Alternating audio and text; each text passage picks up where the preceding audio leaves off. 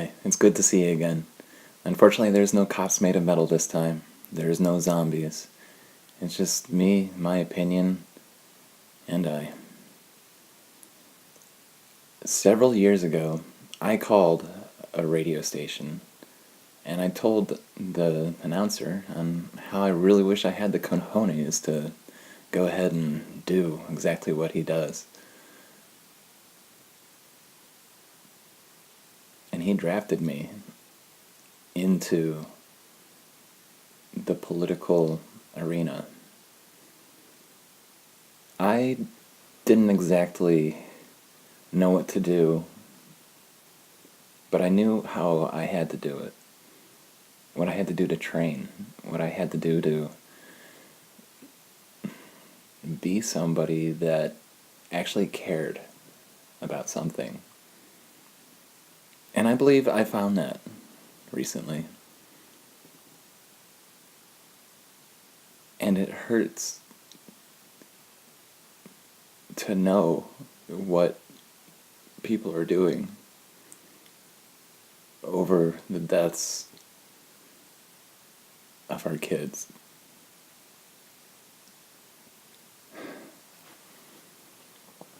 If I could ask them anything, it would be to please stop exploiting the children for a gun-grabbing agenda. Good evening and welcome to Broward County, Florida. I'm Jake Tapp. Because we keep telling them that if they accept this blood money, they're against the children. CNN had originally asked me to write a speech and questions, and it ended up being all scripted. It's really insensitive.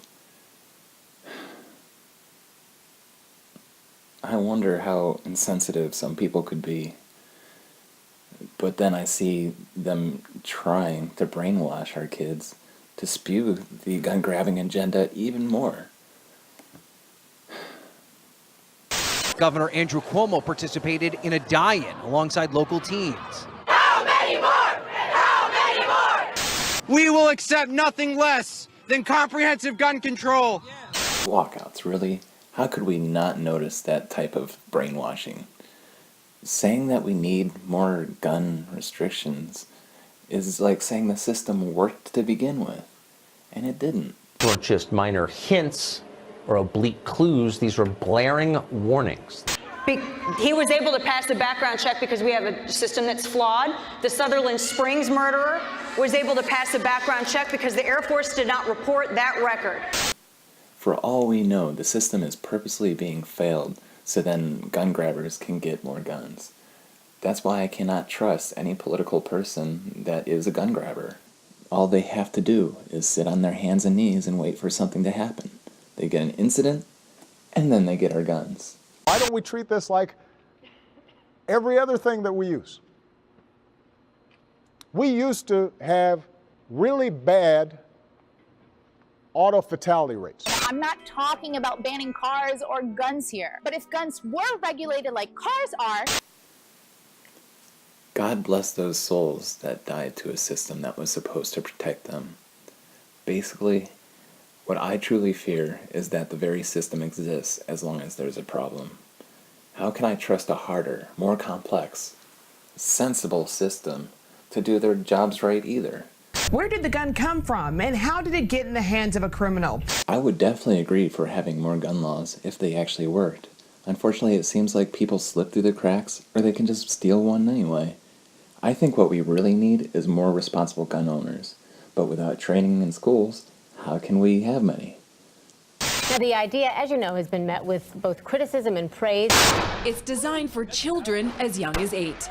These rules can never be broken. The goal of this 2-hour lesson is to teach gun safety. If I had the time and money, I would not even let my kids go to public schools the way they are right now. I'd take them to military school and probably home teach them myself.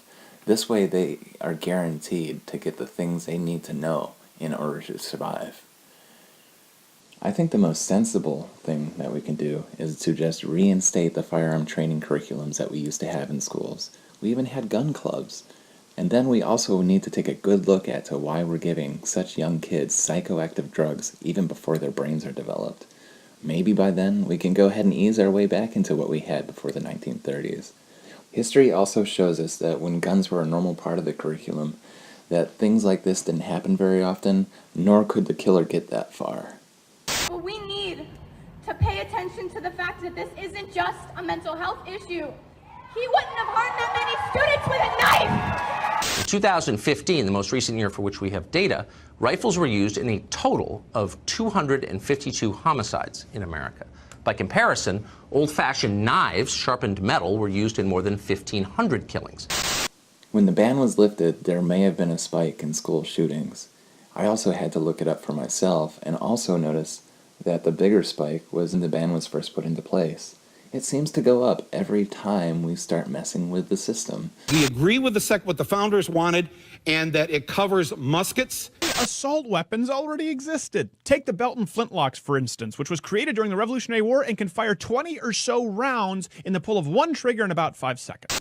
When it comes to restricting weapons based on what we need, I personally never understood how a mundane task should dictate what we have access to. We all hope to God that we'll never need something so powerful, but there's a reason to it. We don't need nukes either, but we still need them, right? An AK-47 and an AR-15 is not for hunting, it's for killing. Clearly, you've never thought or confronted the idea of domestic violence or being assaulted by another man. I'll be honest, I'm biased to begin with. I grew up in a major city when I was a kid, but no one ever claims that Chicago and New York are the safest places to live. So why would we do that to our schools? I just don't understand. Even statistics show that the more guns there are per capita within a country, the less gun-related deaths there are. That's not just homicides. That's any gun-related death you can or cannot think of. I can't even assume that it's true for schools, because from what I learned tonight, it already is.